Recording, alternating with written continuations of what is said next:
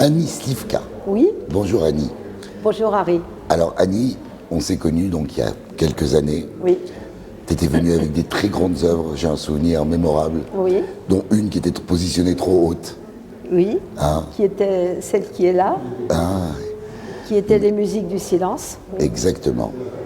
Alors, Annie, là, l'objectif de cette interview, c'est pouvoir garder une véritable trace de ton travail. Tu vas nous expliquer, là tu peux t'exprimer, nous expliquer un petit peu ton travail artistique, un peu ce que tu nous as raconté, mais tu peux un peu t'étaler, tu peux justement, on a envie de connaître un petit peu l'artiste, connaître non pas la technique et tes secrets de technique, mais la raison pour laquelle tu as développé cette laque qui est absolument fabuleuse.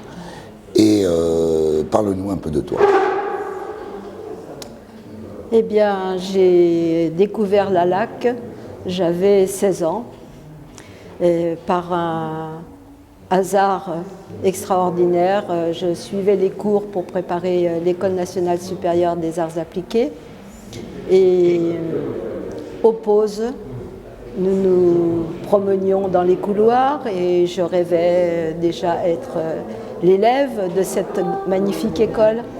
Et un soir, je pense que j'ai été guidée vers une porte dont le titre était Atelier Coromandel. Et je ne savais pas du tout à quoi ça correspondait.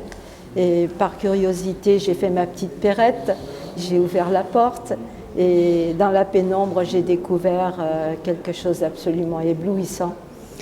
6 grandes œuvres qui étaient au mur au fond de la classe et qui vibraient merveilleusement par un clair de lune. Et ça a été le choc de ma vie, un coup de foudre qui ne m'a plus jamais quittée. Et donc j'ai décidé, si j'entrais dans cette école, d'entrer dans cette classe de lac et d'y consacrer ma vie. Voilà. C'est une belle histoire. Mais alors, je vais aborder un sujet peut-être qui fâche, mais tu m'as dit que tu n'avais pas la reconnaissance de la culture. Non. Pourquoi ? Je ne sais pas trop.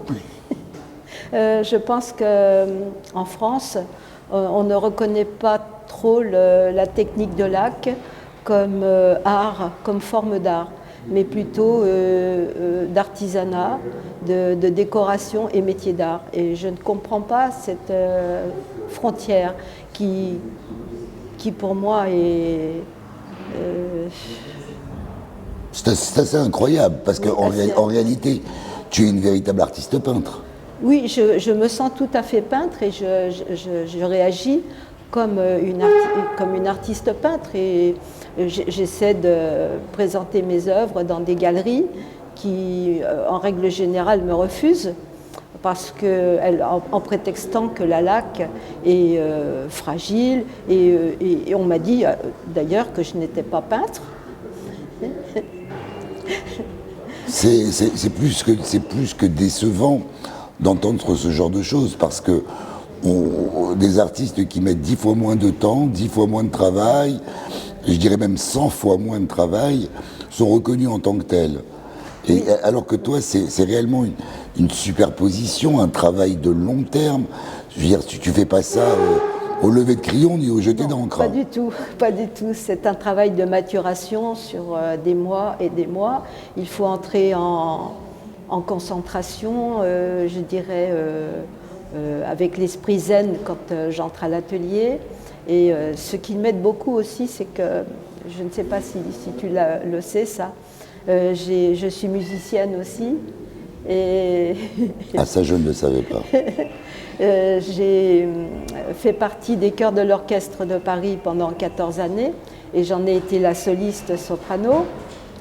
D'accord. Et donc, à l'atelier, il est extrêmement important pour moi de créer cette ambiance musicale pour me concentrer et entrer dans mon monde de rêve, Je suis fan de France Musique, que je mets du matin au soir.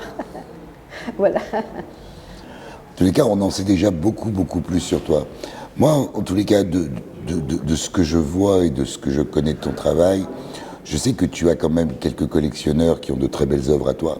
Oui. Puisqu'on en a même déplacé une fois. Oui. Je me rappelle. Qui n'était pas à vendre, mais qui était en présentation, parce que c'était une très belle œuvre d'ailleurs. Oui. Et bah écoute, je vais te souhaiter tout le succès du monde, hein, que tu arrives en tous les cas à continuer. Tu veux dire quelque chose? Oui, je voudrais dire quelque chose de très important, c'est qu'il y a 2 ans, ma plus belle pièce, La Cité des Chants de l'Aurore, était sur le point d'être acquise par le MoMA, le Museum of Modern Art de New York. Et c'est la Covid qui a empêché que cette œuvre soit acquise. En fait, elle était sur le point elle était en phase finale d'acquisition. Et la salle était déjà retenue. Et le musée avait demandé l'ensemble de mes coordonnées pour m'inviter à l'inauguration.